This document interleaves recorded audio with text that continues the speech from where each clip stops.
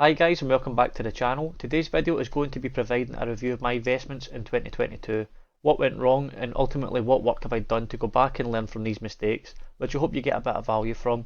If you do, please drop the video a like and leave a comment below and let me know how last year went for you. First things first, the valuation of my portfolio from January to December shows a continuous fall from 88,000 to 74,000, with my overall investing portfolio down 30% from the capital I have invested, and I'll show you exactly where I went wrong. Looking further back through the colour coded years, and my portfolio is well and truly in a recession, as it's had quite a lot of consecutive quarters of losses. A very fair question that I've received a few times is why do I choose to pick individual stocks, and the honest answer to that is that I really enjoy the accountability and investing this way. Of course I am investing to build wealth, but I do really enjoy looking into individual stocks and putting my money where my mouth is and then learning from each experience. I like to think of it that I'm creating my own personalised ETF which has exposure to both high risk growth stocks as well as cash producing dividend stocks. My dividends for the year came in at £2,083.97, which works out at £173.66 per month.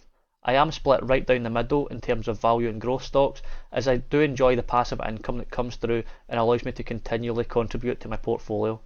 On a year over year basis, my dividend amount is pretty flat, and this is down to two reasons. The first reason is that as of right now, I still have about 10% cash or so, whereas in 2021 I was pretty much fully invested. And the second reason is that I've chosen to purchase more growth stocks this year as opposed to dividend stocks, which has been a huge mistake. I started investing in August 2019, and in that time the market has been through various battles with things such as the China trade war and COVID, just to name a few, and every dip has recovered in a V-shape like fashion, and I guess I'm guilty of having the hopes that last year would replicate this, and ultimately why I went too hard too soon on more risky stocks. The proof is in the pudding, with some of my worst performing stocks being down massively. Of these companies, I would say that Tattooed Chef and Boohoo are companies that I wouldn't invest in if I had to go back in time, but the others are more a case of businesses I really like, but I purchased at really poor valuations. These risky stocks, which aren't cash flow positive, have been crushed due to the rapid increase in interest rates across the globe, with the US increasing from 0.5% and now heading towards 5%. As debt has become more expensive, meaning that when these loss-making companies require more funds, the rates won't be as accommodative as they have been before, or they have to heavily dilute existing shareholders by issuing more stock. As I said earlier, these mistakes are only worth making if I can learn from them and pass on where I went wrong. This is an extract from the Fed's minutes taken from January 2022, and the section I have highlighted is all I would have to have read at the time to understand that making these purchases into risky stocks could be a bad time to do so. It reads that with inflation well above 2% and a strong labour market, members expected that it would soon be appropriate to raise the target range for the federal funds rate. So ultimately the writing was on the wall for this stock market downturn, and as one of the phrases you'll likely have heard is don't fight the Fed. However, it isn't just loss-making companies that have suffered. Tech in general has been brutalised. Amazon, who make money hand over fist, is down a whopping 45%. Microsoft, which is one of the best looking long-term charts that you'll see, and a relatively low beta stock, is down 25%. Apple is roughly the same, but Meta is down 60%, so that shows you that even some of the most investable companies have had their valuations slashed. Looking at the S&P, there is a clear contrast between 2021 and 2022.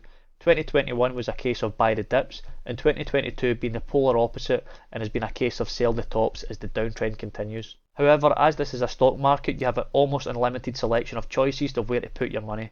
I wanted to show you the stark contrast between the FTSE 100 and the Nasdaq.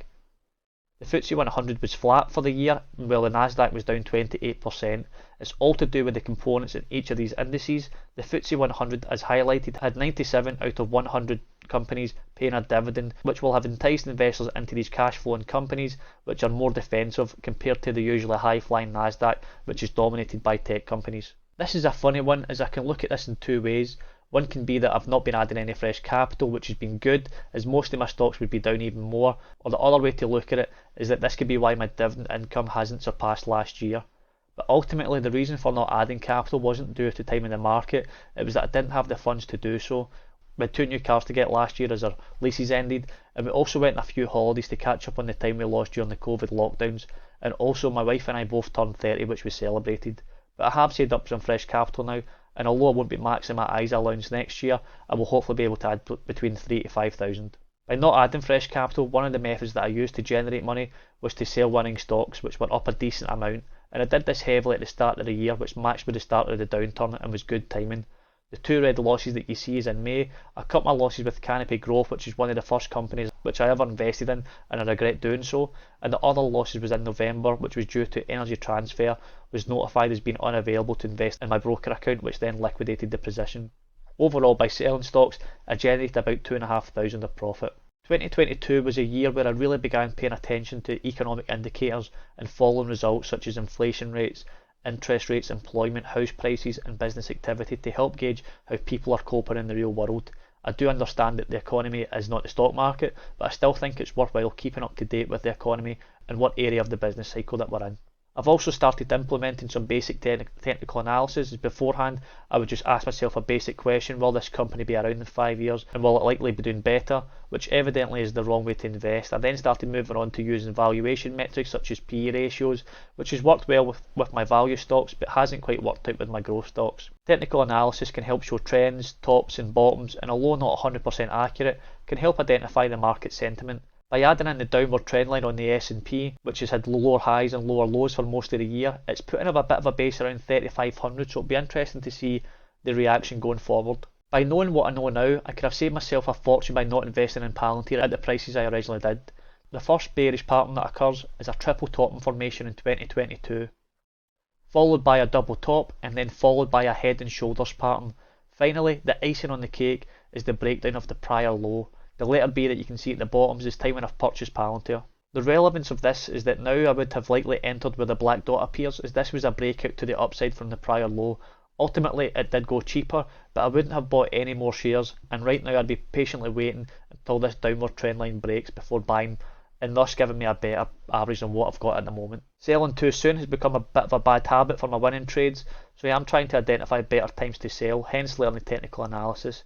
This is BP, which I bought pre-Covid and then got a fantastic price in September 2020, almost at its lowest point. I sold in April 2022, shown by the S on the screen. BP was and still is in an uptrend. If I'd been brave and held this until the trend line definitively breaks, I would have been better off, or I would likely have sold as the double top appeared around the £5 mark, which would have been 20% higher than where I sold it. On to some positive areas of last year, and that's some of the fantastic returns I got by liquidating some positions.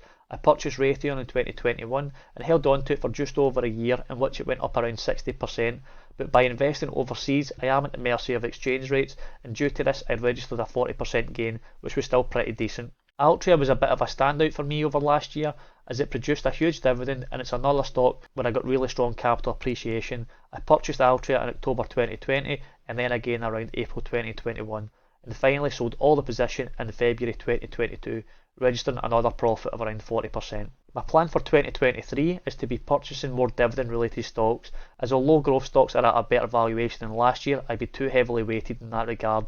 Right now my portfolio is sitting at £76,000, which includes the £10,000 of cash available.